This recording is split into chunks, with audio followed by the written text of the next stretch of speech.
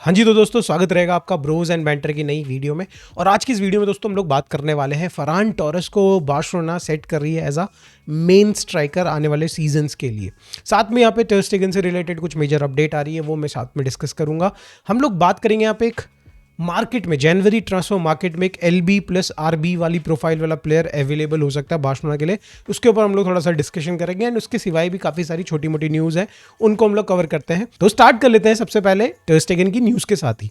अब देखो दोस्तों, आप लोगों ने अभी पास्ट में 1-2 दिन पहले न्यूज़ देखी होगी कि भाई एस्टन विला चाहती है यहाँ पे टर स्टेगन को साइन करना, यहाँ पे जिरोना चाहती है and there were other clubs also.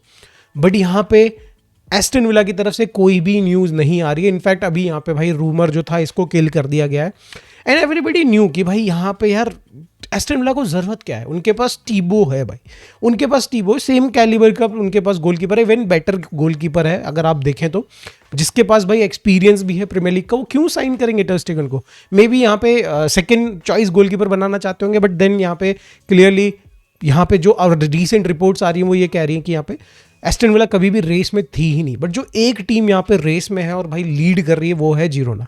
Girona इस समय पे भाई आपको पता है ला लीगा में रेलीगेशन जोन में पड़ी हुई है और मतलब फाइट कर रही है, और उनको भी क्लियरली दिख रहा है कि अगर इस सीजन उन्होंने अच्छा नहीं किया तो they will be getting relegated भाई 100%। तो दोस्तों यहाँ पे उन्होंने अपना एक्शन प्लान स्टार्ट कर दिया है। मैन सिटी से उन्होंने एशरवी को लोन पे लिया है 6 महीने के लिए एंड यहाँ पे वो चाहते हैं कि भाई टर स्टेगन को अपना मेन टारगेट बना ले, जो विंटर ट्रांसफर है इसके लिए। तो यहाँ पे टर स्टेगन को साइन करने के लिए वो कुछ भी करेंगे सिवाय पैसे देने के, क्योंकि यहाँ पे भाई उनका बजट बहुत ही टाइट है एंड दे कांट अफोर्ड यहाँ पे जो भी मतलब टर स्टेगन को बार्सिलोना में सैलरी मिल रही है।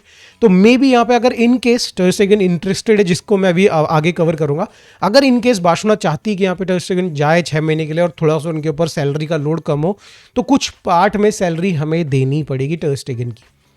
बट अब जो दूसरा सेकंड पार्ट है रिलेटेड टू टर स्टेगन, यहाँ पे न्यूज़ वो ये कह रहा है, रिपोर्ट्स ये कह रही हैं कि टर स्टेगन यहाँ पे भाई बिल्कुल भी जाने में इंटरेस्टेड नहीं है।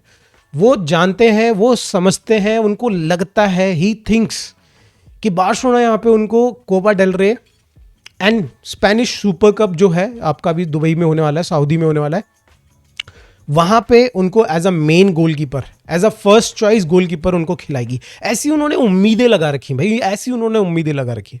मत कर लाला, मत कर, ये उम्मीदें मत रख भाई, मत रख भाई, क्योंकि भाई एक गेम मिल गया तुम्हें कोपा डेल रे का और तुम ये सोच के चल रहे हो कि भाई तुमको हम लोग चांस दे देंगे। आई डोंट थिंक सो भाई ये होने वाला है, और अगर ये होता है तो भाई बहुत ही बड़ी बेवकूफ़ी होगी। आई डोंट थिंक सो दोस्तों यहाँ पे चांस देना चाहिए हमें टर स्टेगन को। बट अगर आपको लगता है कि चांस देना चाहिए तो प्लीज़ कमेंट में बताइए कि क्या रीज़न है कि आप इतना ज़्यादा अलग क्यों सोच रहे हो। अब दोस्तों बढ़ते हैं फरहान टोरेस वाली न्यूज़ की तरफ, जहाँ पे बताया जा रहा है क्लब की तरफ से रिपोर्ट्स आ रही हैं कि उन्होंने कंसीडर करना स्टार्ट कर दिया है कि भाई यहाँ पे स्ट्राइकर तो ढंग का मिलने वाला नहीं है इस सीज़न में, या फिर भाई हम बात करें समर ट्रांसफर मार्केट में। एंड उन्होंने उम्मीदें छोड़ दी और उसके चलते उन्होंने यहाँ पे उम्मीदें बांध ली है फरहान टोरेस के ऊपर कि यही बनेंगे हमारे मेन स्ट्राइकर। मे बी यहाँ पे एक छोटा मोटा जूनियर लेवल का कोई स्ट्राइकर यहाँ पे हम लोग साइन कर सकते हैं, may be Etah young type का हम लोग प्लेयर साइन कर सकते हैं। बट आप जो सोच के चल रहे थे कि हैरी केन आने वाले हैं, नहीं। आप सोच के चल रहे थे कि गुरासी आएंगे, नहीं।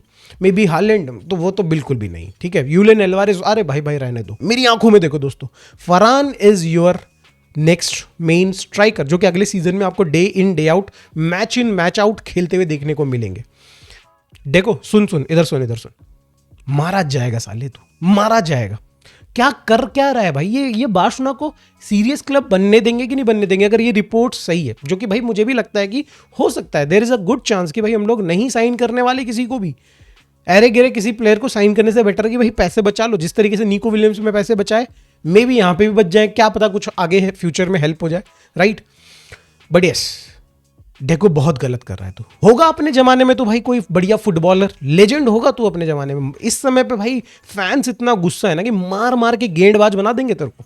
सीरियसली दोस्तों, यहाँ पे भाई मतलब चलो हम लोग साइड कर लेते हैं यहाँ पे भाई। हमारी जो एक तरफ डेको की तरफ हेटरेड है, या फिर भाई जिस तरीके से हमें डिसअपॉइंट किया है डेको ने, उसको हम साइड कर लेते हैं। हम अगर नंबर्स पे देखें, यहाँ पे फरहान टोरेस को देखते हैं, इस सीजन में उन्होंने 600 एंड समथिंग मिनट्स एक्स्ट्रा खेले हैं, जो कि पिछले सीजन से 65 to 68% ज़्यादा है।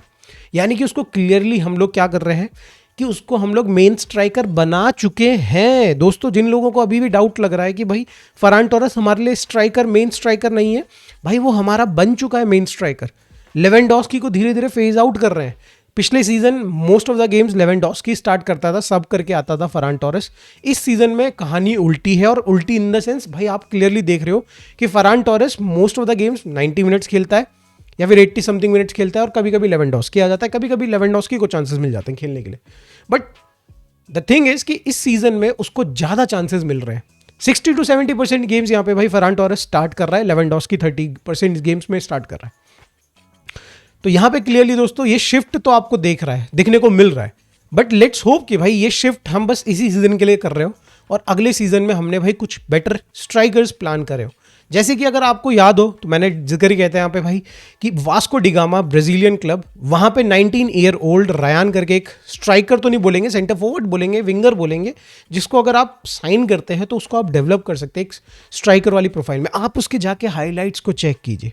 वो लड़का दोस्तों लिटरली नेक्स्ट बिग थिंग है अगर आप देखें तो, इन टर्म्स ऑफ अगर आप अटैक की बात करें तो आप जाके एक बार प्लीज़ चेक करिएगा। अब हम लोग मूव ऑन कर लेते हैं दोस्तों अगली अपडेट की तरफ, जो कि यहाँ पे लपोर्ता से रिलेटेड आ रही है।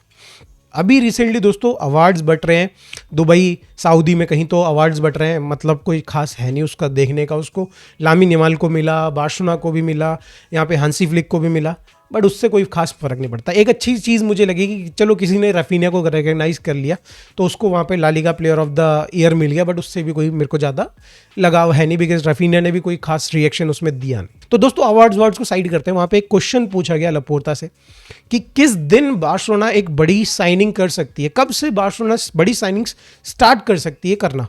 तो यहाँ पे दोस्तों लपोर्ता, जिसको आप जानते हो कि उसका मुंह बहुत बड़ा है और बकवास भी बहुत करता है और लंबी लंबी फेंकता है, लिटरली दोस्तों उसका आंसर क्या था आप जान के हैरान हो जाएंगे। वो ये कहता है कि ला मासिया से हम लोग प्लेयर्स को प्रोड्यूस कर रहे हैं। हमने भाई बड़े बड़े प्लेयर्स प्रोड्यूस कर रहे हैं। अगर आप देखो रिसेंट टाइम में भी Lamine Yamal, Cubarsi and then Gavi and there are other names also जिनको उसने लिया एग्जाम्पल के तौर पे, और उसने बोला कि हम लोग और नए प्लेयर्स प्रोड्यूस करेंगे। अबे भाई तो क्वेश्चन पे आना, साइनिंग्स कब करके देगा? वही 120 मिलियन की 100 मिलियन की साइनिंग्स कब होंगी? इसका उसने बिल्कुल भी जवाब नहीं दिया। थिंक अबाउट इट कि भाई लपोर्ता जो कि लंबी लंबी फेंकता है, भाई उसने इस क्वेश्चन को ऐसे स्किप किया जैसे कि भाई गधे के सिर से सिंग गायब हो जाते हैं। तो यहाँ पे बिल्कुल दोस्तों, यहाँ पे मतलब एक चीज़ आपको समझ में आ जानी चाहिए कि अभी गरीबी एकदम प्राइम पे चल रही बार्सिलोना के, और ये जो मुंह खोल खोल के बकवास करता था, ये तक संभल के बकवास कर रहा है लपोर्ता भाई साहब हमारे। तो दैट मीन्स कि भाई बहुत बुरे दिन आने वाले हैं। मे बी हम लोग यहाँ पे बड़ा नाम नहीं साइन करने वाले, मे बी हम लोग यहाँ पे 3-4 ऐसे प्लेयर्स को साइन करेंगे जो एक्चुअली सिस्टम में हमारे फिट बैठेंगे, बट कोई भी बड़ा नाम नहीं आने वाला। ये क्लियरली इंडिकेशन देती है, स्टेटमेंट्स इंडिकेशन देती है। एक इंडिकेशन दोस्तों यहाँ पे और आ रही है, सुनने में आ रहा है अगेन सऊदी की तरफ से ही, कंसेलो को इंजागी अपनी टीम में रजिस्टर नहीं करने वाला है इस जनवरी सीजन से। तो यहाँ पे एक ऐसा प्रोफाइल का प्लेयर जो कि लेफ्ट बैक में भी खेल सकता है, राइट बैक में भी खेल सकता है, वो फ्री है, मोस्ट प्रॉब्ली फ्री है, यहाँ पे जाने देगी मोस्ट प्रॉब्ली यहाँ पे अल हिलाल उनको। एंड बार्सिलोना क्या यहाँ पे साइन कर सकती है उसको? अगर पर्सनल ओपिनियन मुझसे मांगे दोस्तों आप, तो मैं तो यही बोलूँगा कि भाई हमें ज़रूरत नहीं है उस प्लेयर की, क्योंकि यार मुझे पर्सनली लगता है कि यार वो काफ़ी दिनों से 2 साल हो गए लगभग आई बिलीव सो, काफ़ी दिनों से एक अच्छे लेवल के फुटबॉल से दूर है। और दोस्तों ये ऐसा भी नहीं कि बार्सिलोना के पास right back and left back में ऑप्शन नहीं है, हमारे पास डेफिनेटली ऑप्शंस हैं। एक बात डेफिनेटली यहाँ पे सही है कि यहाँ पे कंसेलो काफ़ी दिल से चाहते हैं बार्सिलोना को, एंड वो चाहते हैं वापस आना, एंड ड्यू टू दैट यहाँ पे भाई वो सैलरी डिडक्शन ले सकते हैं। तो भाई एक रीज़न हो सकता है कि आप बहुत चीप में 2-3 मिलियन में भी भाई लेके आ सकते हो कंसेलो को। बट यार मेरे को समझ में नहीं आ रहा, मतलब क्या वो प्लेयर रह चुका है जो कि एक टाइम पे बायर्न एंड मैन सिटी में हमने देखा था उसको? अदर देन दैट भाई मुझे समझ में नहीं आ रहा वो प्लेयर। ठीक है, अब आप लोग बताओ दोस्तों कि क्या बार्सिलोना को लेके आना चाहिए, बिकॉज हमें ऑब्वियसली स्क्वाड डेप्थ की ज़रूरत है, और वो प्लेयर में भी यहाँ पे आपके कोपा डेल रे के टूर्नामेंट्स खेल सकता है, सुपर स्पेनिश के इनिशियल वाले जो 1-2 मैचेस हैं वो खेल सकता है। तो प्लीज़ कमेंट में ज़रूर बताइएगा। अब हम लोग मूव ऑन करते हैं अगली स्टोरी की तरफ, जो कि आ रही है यहाँ पे ऑलमोस्ट से रिलेटेड, उनके फिटनेस से रिलेटेड अपडेट। बताया जा रहा है कि अभी वो पूरी तरीके से फिट नहीं हुए हैं, जो कि यहाँ पे एस्पेनियोल के साथ अपना मैच है 3 तारीख को जनवरी को, एंड वो उसमें पार्टिसिपेट नहीं करने वाले। उनका शोल्डर, जिनको नहीं पता भाई, डिसलोकेट हुआ था एंड यहाँ पे हमने उसकी सर्जरी ना करा के नेचुरल हीलिंग जो 1 महीने का पीरियड था वो हमने लिया, और भाई अभी तक उसकी ऑल्दो यहाँ पे रिपोर्ट्स ये हैं कि भाई प्रोग्रेस जो है उसके शोल्डर की वो ठीक चल रही है, बट थोड़ी स्लो है। तो यहाँ पे आपको एस्पिनियोल वाले गेम को मिस करते हुए नजर आएंगे ऑलमो, बट यहाँ पे शायद से जो हमारा स्पेनिश सुपर कप का जो पहला गेम है अगेंस्ट एथलेटिक बिल्बाओ वो खेलते हुए नजर आ सकते हैं, या फिर उसमें मतलब मिनट्स मिलते हुए नजर आ सकते हैं आपको डैनी ओल्मो को। तो दोस्तों आज की वीडियो में बस इतना ही। वीडियो अच्छी लगी तो please like, share, subscribe and hype. मिलते हैं दोस्तों नेक्स्ट वीडियो में। Thank you for watching this video. Bye for now, take care.